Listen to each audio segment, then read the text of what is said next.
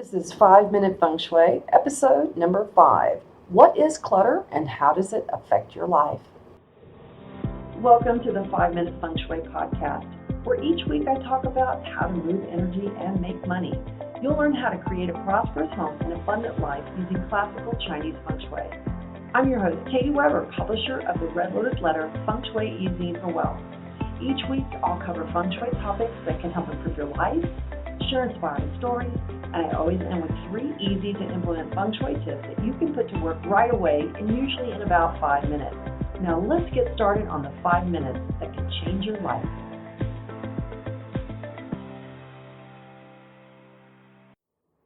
Today we're talking about one of the most popular topics in Feng Shui, and that is clutter. So many people want to talk about clutter and what it means and how it affects Feng Shui. And because it's such a popular topic, I wanted to make sure that I covered it very early on in one of my earliest episodes. So today we're going to be talking about Feng Shui and clutter, how your overstuffed home can rob you of vitality, opportunity, and money, and what you can do about it. You know, clutter is something that lots of Feng Shui experts talk about. However, it's really kind of a misnomer. It's really not about the mess. It's really about the space that you're trying to create. And that's what I would prefer to focus on. Not the mess and all the excess stuff you have, but on what you're trying to achieve in your life.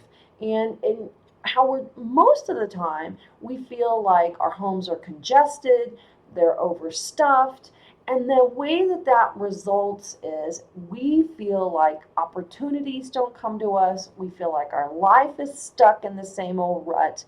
We feel like we're not moving forward. And we just keep getting fuller and not feeling better and not growing and experience financial growth or better health and improved relationships. That's all a sign of too much stuff in your home that's sticking up and creating a logjam in your life of energy. You know, it's a common problem. Most of us have too much stuff in our homes, and it's just the flat truth.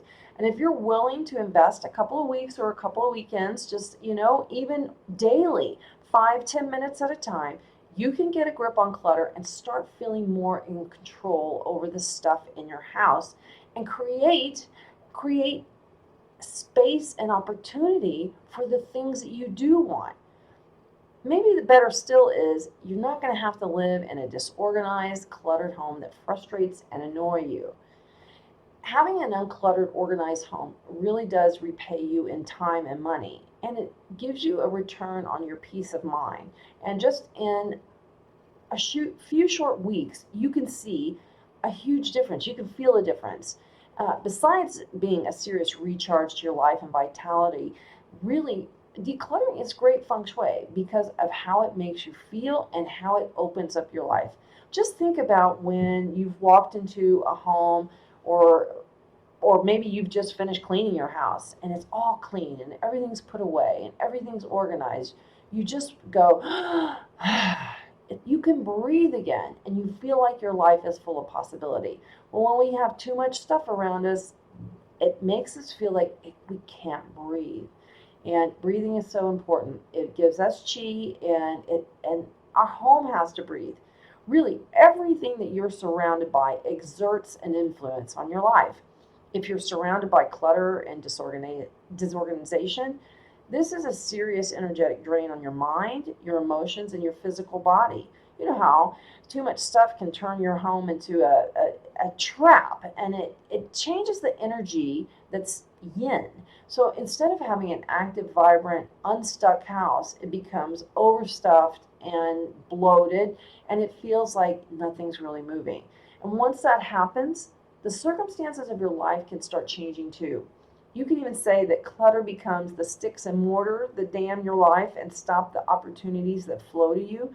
And that could be opportunities for more money, love, happiness, good health. So let's start talking about some of the basics of clutter. Now, clutter is anything that you don't regularly use or things that you don't like or enjoy, things that are broken, and here's an important one, items that are kept out of guilt and obligation. It's important to remember that. Clutter often includes things like old clothing, unused toys, mismatched dishes, or stacks of old magazines.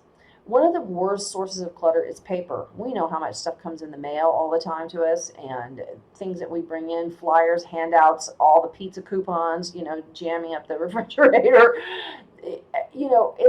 Maybe you hang on to old greeting cards. This is very easy to get under a pile of paper just about everywhere you go in your house, isn't it? It really is. And that really is clutter, because a lot of those paper items are just things you just don't really need. Now let's talk about what clutter isn't. Clutter really isn't anything that you truly love or use regularly. Clutter isn't a valuable collectible. Some things just shouldn't go into a landfill or a garage sale, like your grandmother's Fostoria crystal. It's not junk, and it shouldn't be treated that way.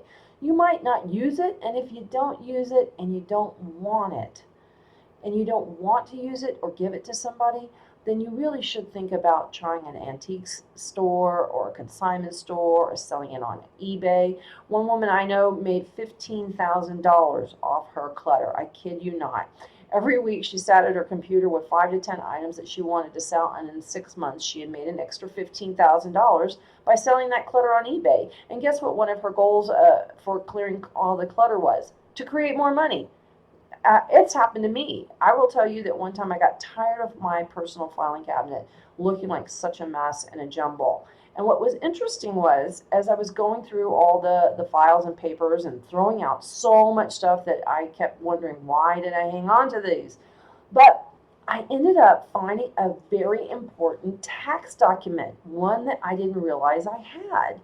And when I contacted my accountant, he said, "Oh, yeah, I'm so glad you told me about that, because that's going to give you a $10,000 rebate."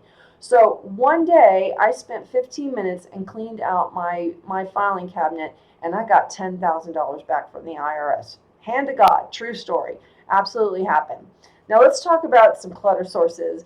Now that I've shared my $10,000 clutter clearing story with you, there's a lot of reasons that we have for our overaccumulation. One is that we've moved into a disposable society, to everything is a collectible society, to everything is a valuable society. And if everything is disposable or collectible or valuable, then it's really, that means that we're always hanging on to a lot of stuff, and we're overbuying. We're buying bulk. We're looking at buying giant, enormous counts of toilet paper and paper towels, and all that stuff needs space. Now, to me, I feel like if you buy in bulk, a lot of times you have to live in bulk. I don't want to take up all of my closet space with a pallet of paper towels. I'll be honest.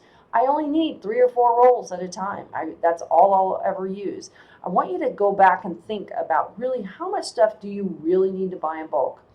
Lastly, recreational shopping creates an overload of unused and unwanted household items.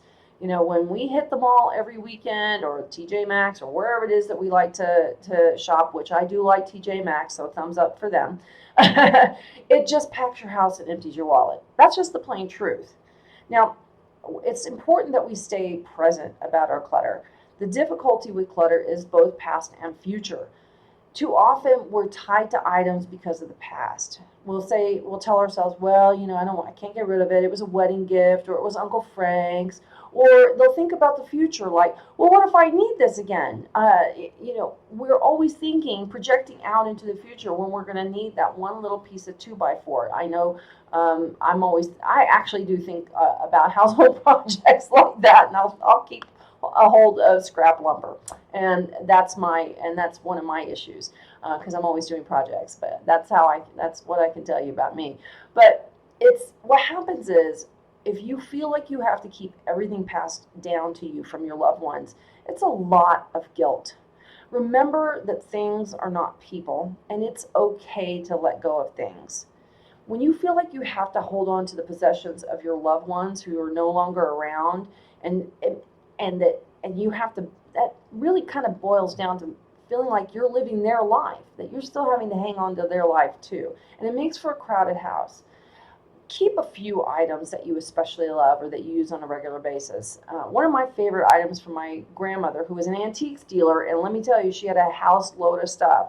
But it was her cast iron skillet that I remembered her making cornbread in. And it's one of the things that I keep, and it's on the top of my stove, and it gets almost daily use, and I just love it. So pick something. If you feel like you're overburdened with too many things that were handed down, pick something that you can use and hang on to.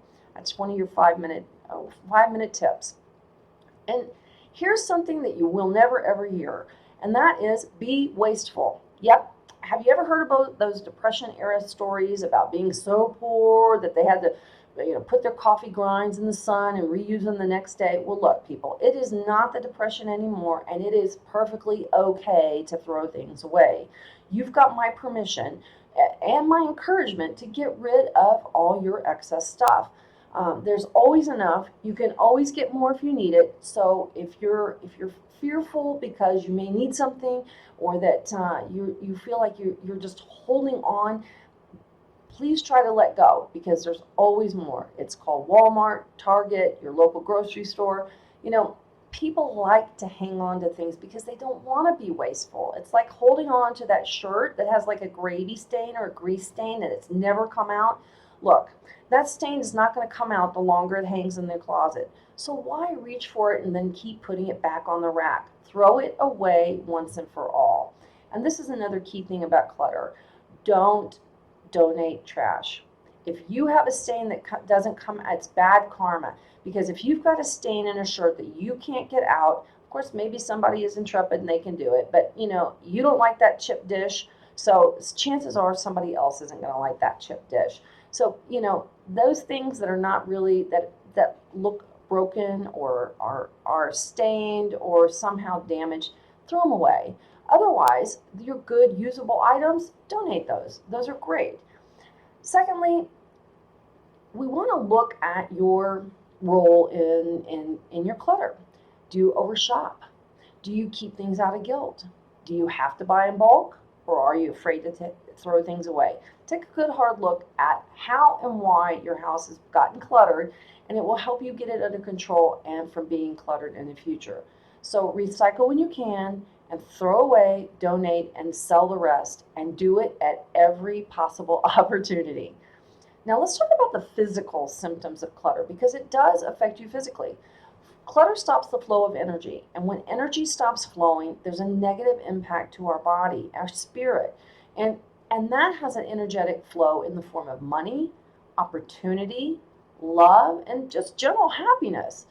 Clutter manifests itself as excess weight, constipation, inability to think, or that mental fog, feeling stuck in life, having low vitality or energy, and lastly, poor growth and poor personal growth, and feeling like you're able to have choices in your life. Once you begin decluttering, you may just find that you're feeling unburdened. Those heavy emotions start to lift. You'll have more ease, and you have a greater sense of happiness and personal well-being by being able to see open space in your house. Visual clutter affects us. So what we see is what we get. And when we see clutter and we see stuck and overstuffed, that's what we get in our life. So feel yourself like a giant weight lifts when you start to let go. Make it every chance you get.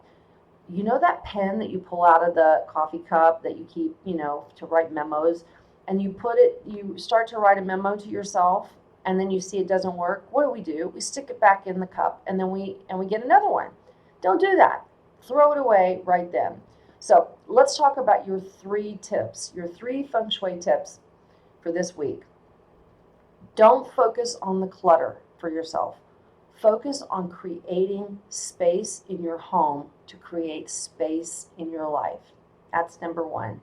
Number 2, get rid of anything that has painful memories associated with it.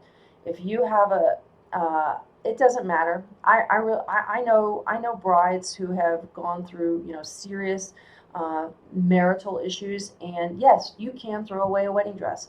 Yes, you can dispose of cremated pet ashes. Do it thoughtfully and carefully. And no, you don't have to hold on to, Aunt Mary's cremated remains the rest of your life. Find a place where you can release those painful and memories and items that are very heavy, like ashes, need to be disposed of properly. And so move those out of your life. And then lastly, uh, work with clutter with what's at hand. Change your habits. This takes just moments. When you walk in with the mail from the outside, maybe you go through the garage. This is what I used to do. I'd come into my garage and I picked up my mail out at the driveway at the mailbox, and I had a recycling center that I set up right by the back door. So that junk mail and the flyers and all the throws and all the things that came to my house that I wasn't going to look at, that went straight into the recycling bin. Start looking at how you can make quick, easy changes so that you only touch something once, or that it never makes it into your house. So I think with those 3 tips, you're going to see yourself get uncluttered in a big way and really fast. I hope you've enjoyed today's episode on clutter. Take care, and I'll talk to you again soon. I hope you enjoyed today's episode of 5 Minute Feng Shui. If you did, please be sure to share this episode with your friends on social media, and let's change the world one home at a time. For more Feng Shui information and inspiration, sign up for my free weekly Feng Shui Easy. Just drop by redlotusletter.com to sign up, and I'll be in your inbox every Wednesday. And if you like this episode, give it a thumbs up on iTunes. Now go have a fantastic day.